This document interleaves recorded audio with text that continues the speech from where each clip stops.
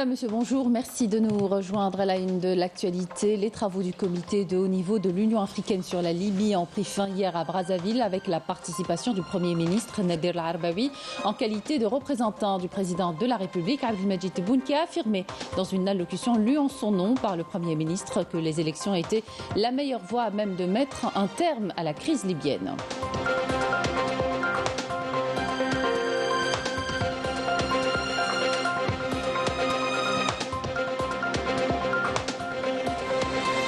Représentant le président de la République, Abdelmadjid Tebboune, chef suprême des forces armées, ministre de la Défense nationale, le général d'armée Saïd Chengriha, chef d'état-major de l'armée nationale populaire, poursuit sa visite officielle en Arabie Saoudite.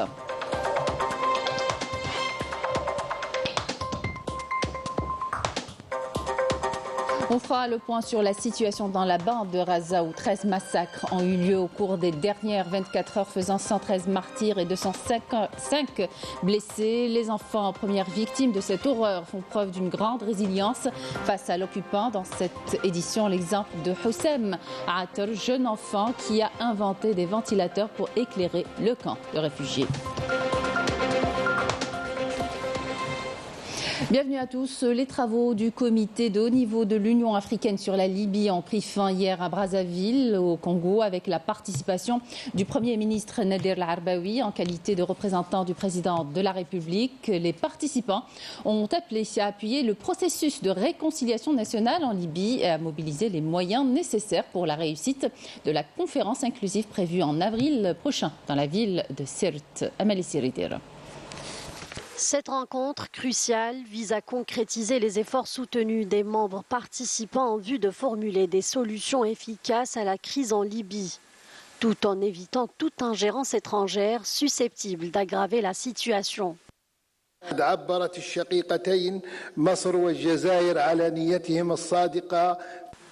Les deux pays frères, l'Égypte et l'Algérie, ont clairement exprimé leur sincère intention de tout mettre en œuvre pour accélérer le processus de réconciliation nationale en Libye, mettant ainsi fin à des années de conflits et de divisions.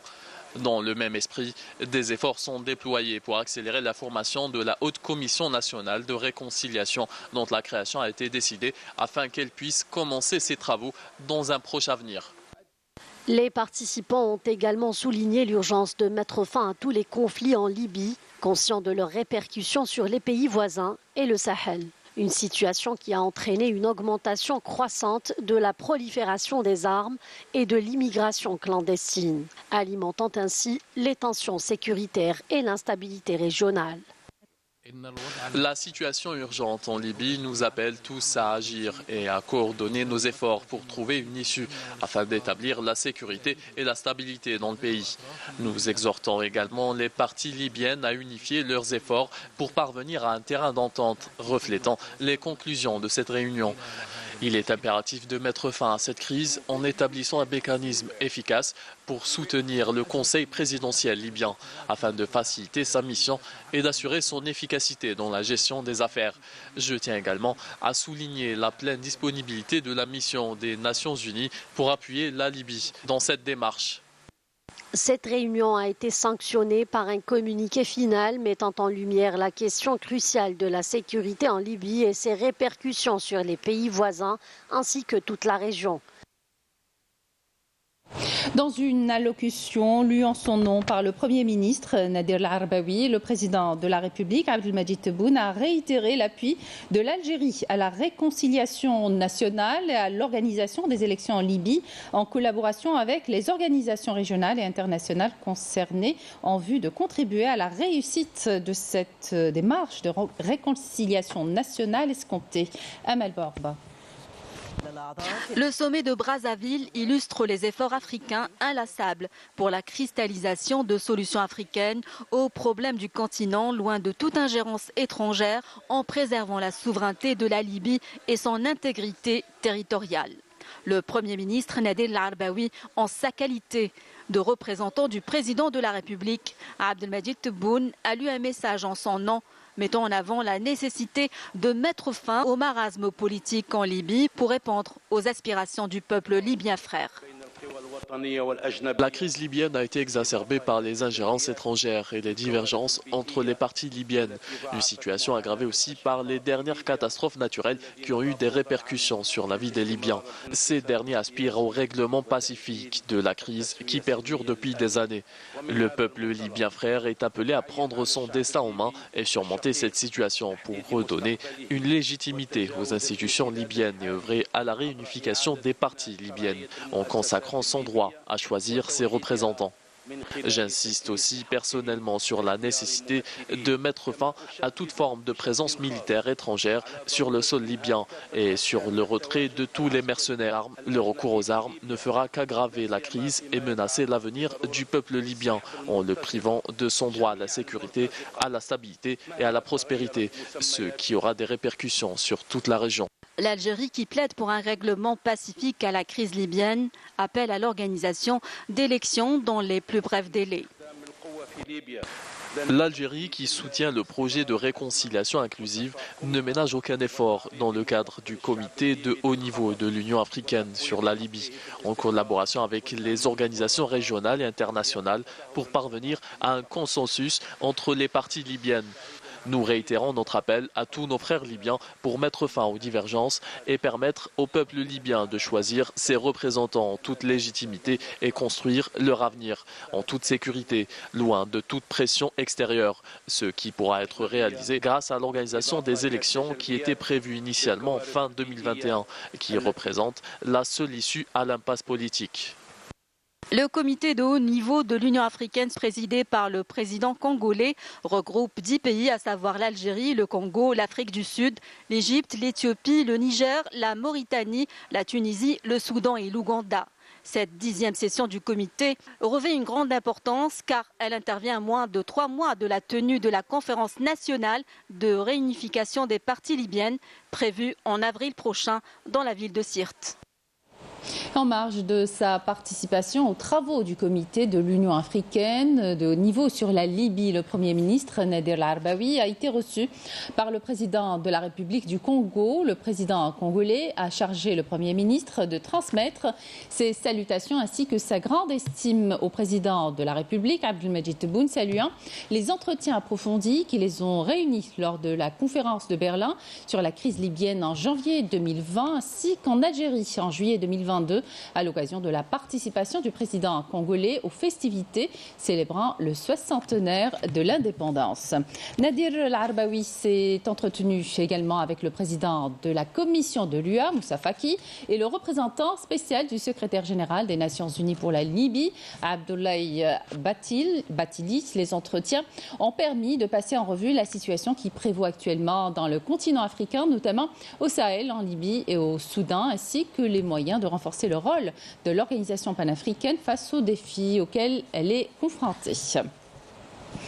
Représentant le président de la République, Abdelmadjid Tebboune, chef suprême des forces armées et ministre de la Défense nationale, le général d'armée Saïd Chengriha, chef d'état-major de l'ANP, poursuit sa visite officielle en Arabie Saoudite. Zakaria Mihoubi, Walid Yousfi. À l'entrée de l'école, le général d'armée Saïd Chengriha a été accueilli par le général de division Mohamed Minjadou Arewili, commandant de l'école, avant de visiter avec la délégation qui l'accompagne les différents départements de cette structure de formation. À cette occasion, le général d'armée Saïd Chengriha a suivi une présentation détaillée portant sur le système de formation des officiers stagiaires, sur les cours de qualification qu'elle dispense et sur le projet de développement visant à faire de cette école une université.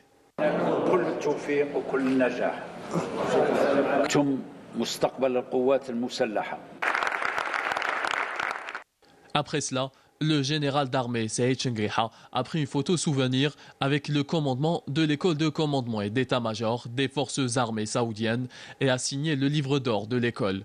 Au terme de cette visite, les deux parties ont échangé des présents symboliques.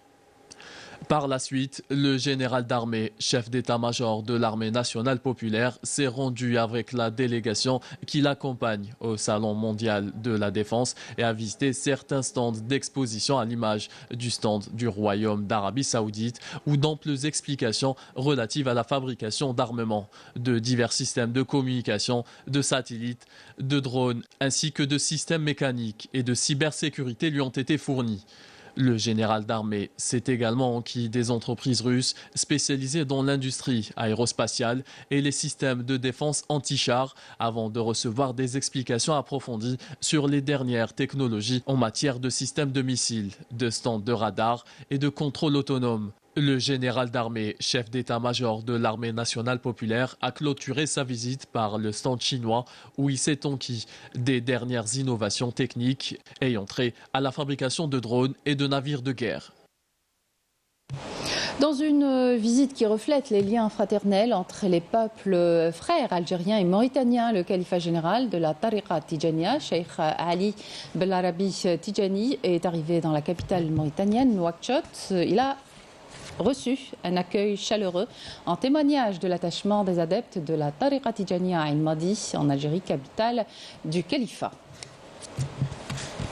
جينا نزوركم في الله وفي رسول الله صلى الله عليه وسلم ونشوفوا هذه الوجوه النيرة وندعو لهم الله سبحانه عز وجل ييسر أمورهم إن شاء الله يفتح قلوبهم بالتقوى والإيمان ويبعد عليهم كل مكروه ومريطين نعرفوها بمحبتها ونعرفوها بكرمها ونعرفوها بشهامتها ونعرفوها بأشراف نتوحها ويعجل إن شاء الله الجزائر وموريتانيا يعجلهم إن شاء الله بلد واحد ويعجلهم إن شاء الله متوافقين في محبتهم في معاملتهم وفي تجارتهم وفي سياستهم في أمورهم الدنيا والدنيوية بجاه النبي الكريم.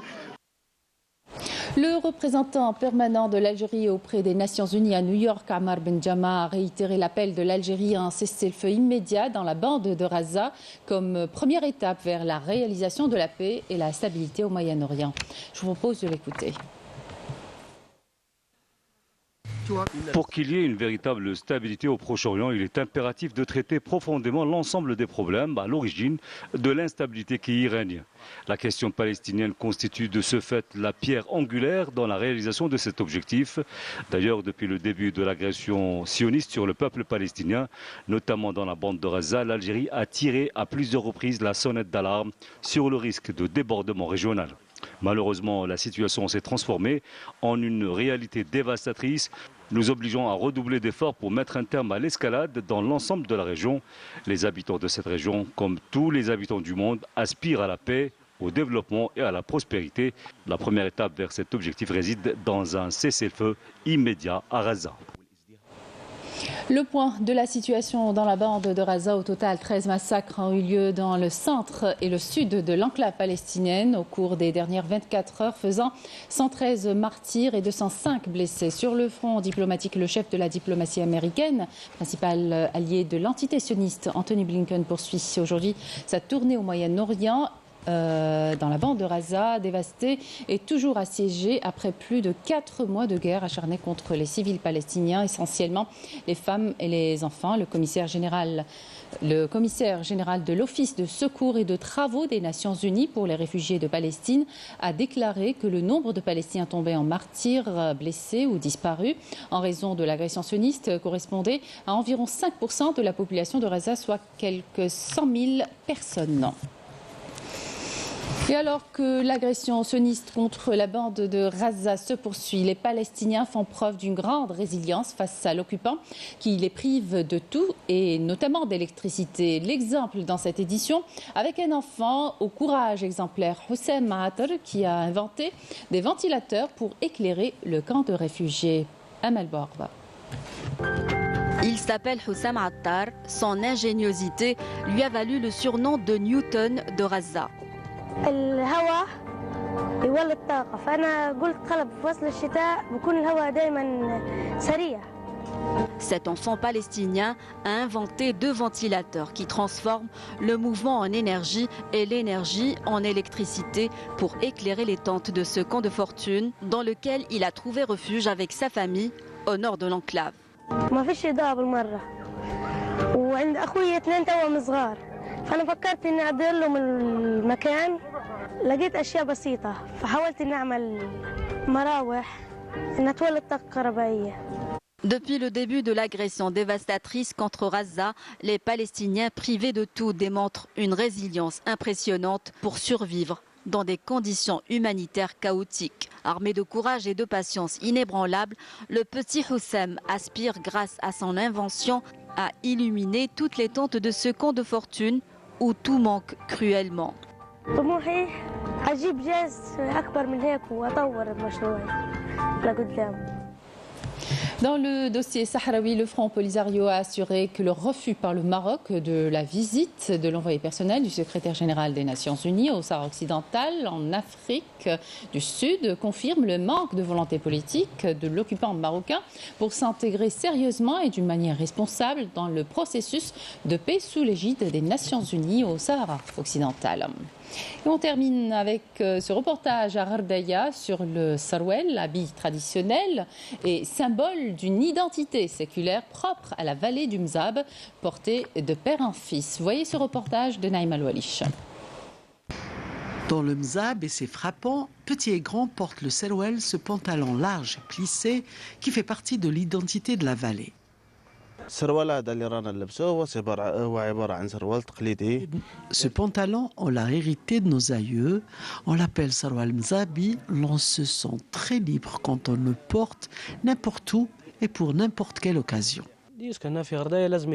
Ici à Ghardaya, il faut qu'on porte ce sarwal à tout moment. On ne porte jamais de survêtement ou autre modèle.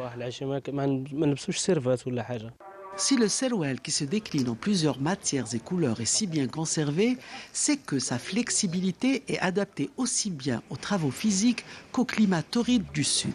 Ce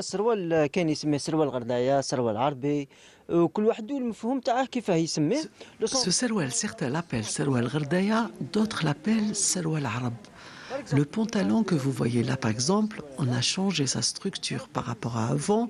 Avant, on mettait 5 à 6 plis et maintenant, c'est plus souple. Les tissus aussi ont évolué. Ils sont différents de ceux d'avant. À Ghardaya, c'est 30 cm pour les jambes. C'est standard, ni grand, ni petit.